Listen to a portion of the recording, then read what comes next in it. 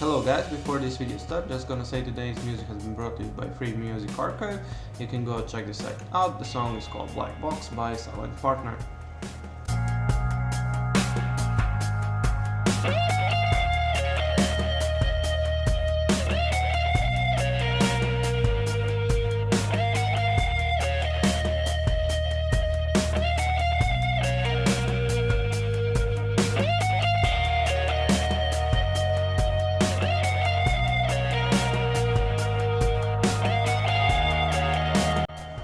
Hello guys, as you can see I split this tutorial in 3 parts because I believe people are more interested in each part separately than all of them together. Basically it gives you an idea what we are going to do. As I mentioned, this video is called Planning, and for now I'm just going to discuss how I'm planning my game, what I'm going to build, and how basically I'm going to utilize the tutorials I showed you. These are basic tutorials, of course. How are they going to create a basic game, one simple game? Now, of course, I'll be creating more games and I'll be creating more content because each of the tutorials will contain additional and more advanced features like setting up, how should I say, welcoming screen with start, load, save and so forth. So eventually, yeah, we'll be doing that. We'll be doing more type of games like FPS, strategy, and for now I'm just going to create something like Alien Invaders. Of course, I'm not going to create Alien Invaders in full, but I'm going to create a game that is similar because our character can move left and right, shoot, and there are aliens that are trying to attack us. So, when we are designing a game, a good idea is basically to use either a drawing tool, because it will give you some visual reference in what you're going to create. Well, so first off, I need my plane in game terms. The plane will be basically some background. I can show you how to put that. That will be in tutorial. Some background and like stars or a planet or something like that. It's not that important, but yeah. Background is very useful because we can. This plane is very useful because we can set a player on it, make it static, and we can do some physics stuff with it. So we're starting with that. The second object we need is going to be, I do apologize,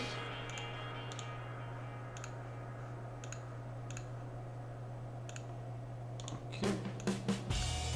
Now the second object we're going to create is going to be our barrier. Why are we creating a barrier? Well, barriers are just a way of ensuring that our player does not literally drops off screen or drops into emptiness. So this is a security precaution, and it's an easy way just to stop us from moving off the screen. So I'm just going to copy this, I do apologize,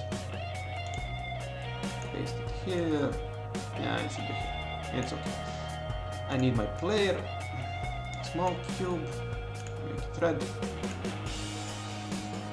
And this is going to be our player. These are sensors. Now, of course, I can go and type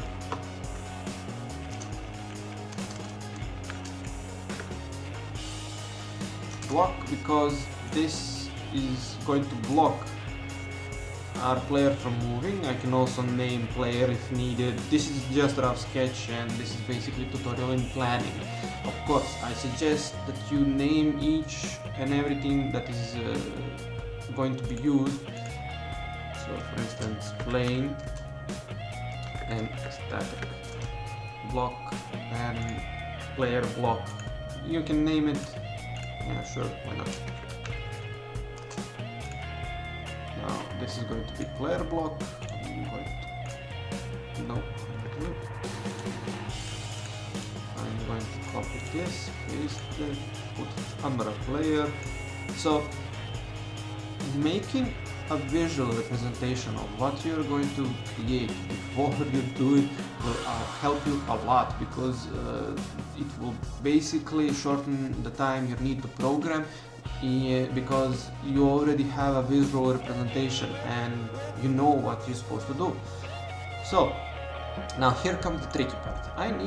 I'm going to make my berries round, and I'm going to create 2 aliens, give them blue color for this time. Okay, and I want them to move. Oops. No, never mind. I'll fix that. And I wish them to move like this. So just this and blue. So creating a path for my aliens.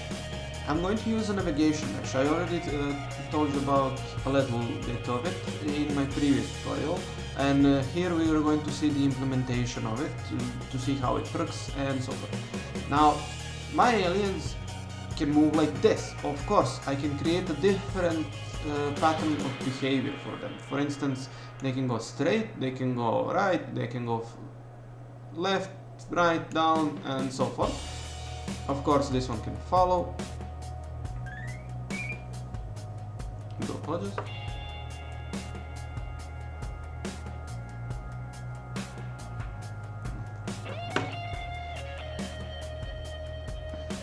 So creating a path is very important, and having an idea of what our aliens are doing and how they are behaving is of course important.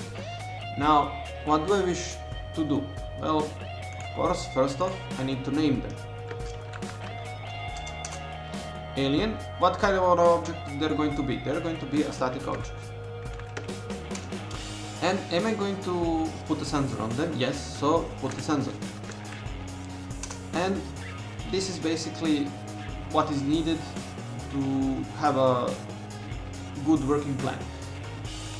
Now, this is just a rough representation, so bear with me. Of course, I'm going to delete the paths I do not like.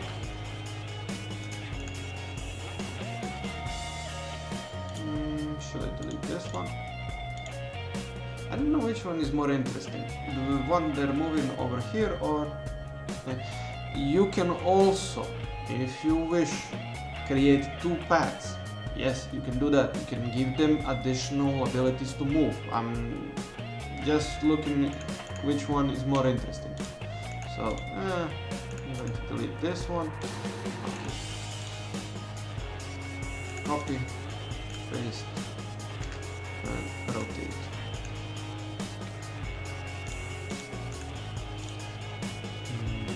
Rotate. No, that is not what I wanted. Past, okay. Rotation. Okay, move it. Let's do it. So we have decided how our alien is going to move. Now, what is important not to forget? What each of these things is doing. So I'm missing something. I'm missing something that will basically say game over. So I need a sensor. I'm just going to create a line, give it a slightly reddish color, and I'm going to put it over here. So I created my aliens. They are moving toward my player. However, only when they hit this sensor, and I'm going to call it end sensor.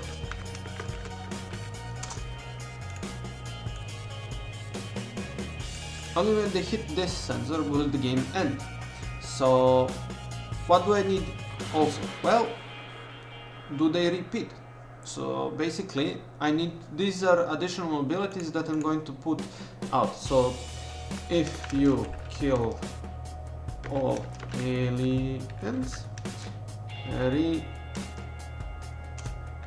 respawn them. So basically aliens will respawn. What is going to be a bigger difficulty? Are we going to spawn more aliens, or we're going to make them faster? So something like this is very useful. We can and this is rather interesting way, we can just basically, because we are creating a perpetual game, basically it goes infinitely, we need to give ourselves an idea what and how we can do this. Now I'm thinking of increasing the number of aliens, or this is seriously interesting. If you kill all aliens, respawn them.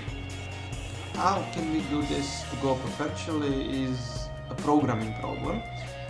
However, making them reappear to have more aliens on the same path will be rather interesting.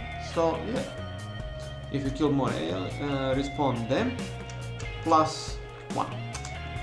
So if there were 2, there will be 3, if there were 4, there will be 5, and so forth. And I'm going to create an object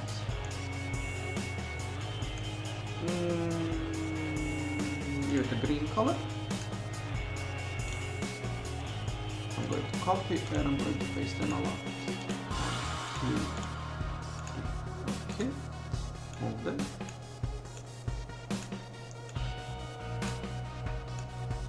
So the purpose here is that the aliens will move on predictable path. However, I wish to create an additional level of difficulty. Either make something like falling stars, or something like beam waves, plasma shots, something like that. That will make it difficult for us to be in the same position every time. So I believe we can make this like meteor shower. And I'm just going to say rocks, or basically a rock. Each of these is a rock, so they are going to be trying to kill the player personally, so they need to hit the player, not the sensor. If the aliens hit the sensor, game over. If so, let's write this down. If rocks hit player, game over. If alien hits and sensor, game over. Yeah, this should be it.